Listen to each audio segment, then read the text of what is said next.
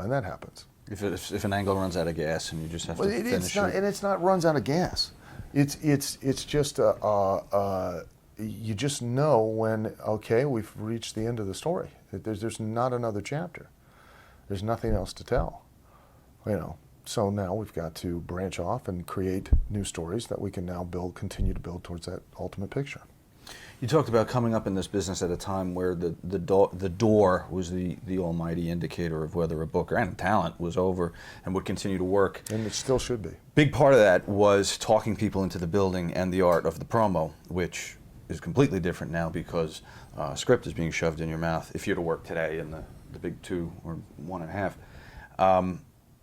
You talk about having scripted promos versus having unique talent that could speak for themselves. Scripted promos are okay to give you a general idea. You know, because a lot of talent these days, they're being thrust into positions that they don't have the experience or preparation to be ready for, and as a result, you know, they don't have the ability to just speak. So scripting is okay as long as it's a outline. When it is, here you go, here's this piece of paper, and now word for word, I want you to say it, and if you don't say what I say word for word, then, you know, we're gonna have a problem. Well, it's the shits. It's horrible. Excuse me if I'm sure that, you know, any number of other people that you've probably done this with have probably cursed by now far more than I have, almost as if they have Tourette's. But I'm actually admirably doing quite well. Jack was like a schoolgirl. So nothing bad came out of his mouth. Much like a Catholic child. He wasn't on this show, but if you were to, you were there for the transition. You were in WWE for that. Yeah, and they never scripted anything for me. They never came in. Even up until I never had anything put. You know, they never really. You know, don't know if it was because they just weren't interested or they just trusted me or whatever. But they never gave me any script or any. Sometimes they didn't even give me a thought. They would just go out there and talk. Would they today? They might try. I couldn't do it. I mean, I probably could. I can't say that. I could do the outline. I could get across the idea, and and I could use generally most of what they would have scripted, but I couldn't just sit there and read it verbatim. Everything and that's part of the reason that the product, I think, now suffers. I'm not speaking out of school here. It was talked about. And I was sitting in an actual production meeting when they discussed it, that the referees have IFBs or earpieces that then the guy in the gorilla position, the agent or whatever, could talk to the referee, and that was used primarily in years past just to give the cue to time to go home. That was all that was ever spoken to the referee. And even years before that, when they didn't have that technology, in some territories, a guy would walk out with a towel around his neck, or a guy would put a pencil in his ear, somebody grab his tie, things like that, and then the guy would know that, TV time, you've got 1 minute left or 2 minutes or whatever. The performers had agreed that this was going to take this much time to go home, finish the match, and that was it. That was all that was done, because the entire responsibility of the match is on the performers. Okay, and it should be, because whose business is it? It's the wrestler's business. So as a result, it should be their responsibility. So the problem is that now they have begun, not just at the TVs, but at the house shows too, is that the agents are now communicating everything to the referee, to the talent. What's coming over the earpiece? Literally. Grab a hold, change gears, get more physical, pick the pace up, slow down, sit here for a while, do this, do that. Instructions, which it is not my match.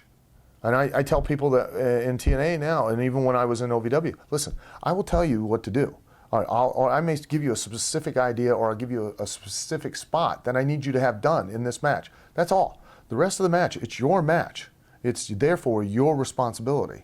So I can't work the match for you. Do you understand? So I can't sit in the back and call it.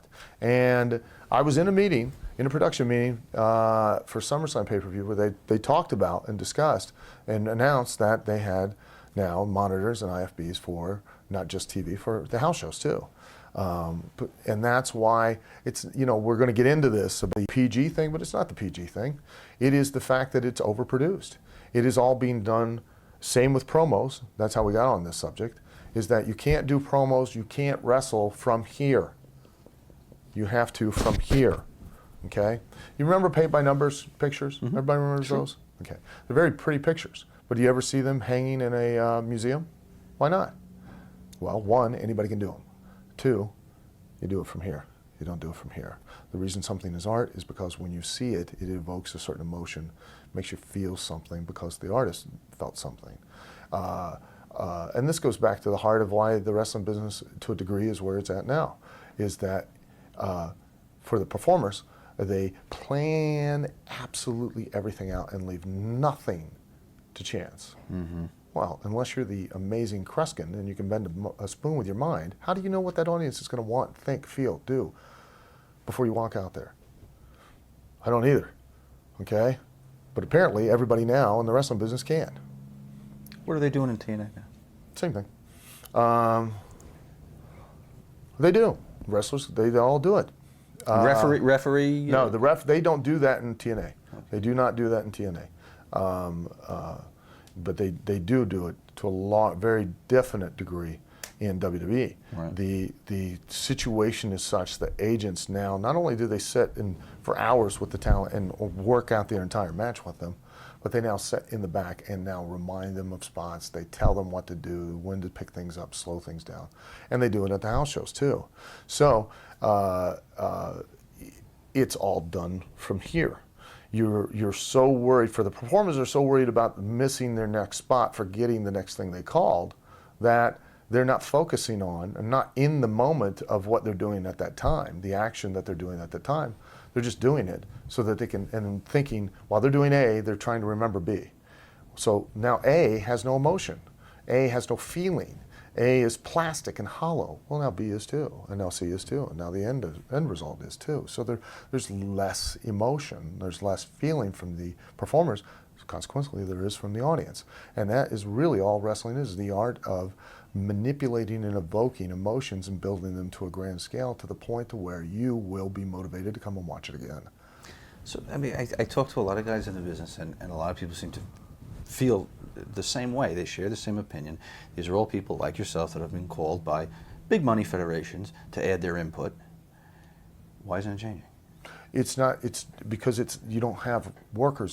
You have wrestlers. That was something that was taught to me when I first broke into the business. You can put a pair of wrestling boots and a wrestling trunks on anybody, and they can be a professional wrestler. Anybody. I make this challenge all the time. You'd find somebody off the street, put a pair of boots on a pair of trunks, I'll have a match with them, you'll never know. I can do it. They'll have no training. And I can take them through a match and make you think that they've been wrestling for at least a couple years. That was the thing, is that when I broke into the business, you had to work promoters into believing you had already been working for 2 or 3 years, or else they would never ever give you the chance. So when you showed up, even though you had no experience, you had to look like, walk like, talk like, in the ring, work like you had been working for at least 2 years. Otherwise, you wouldn't have a chance of ever getting on a card, because they knew that it only took one guy to kill the town, so that you weren't going to be that guy.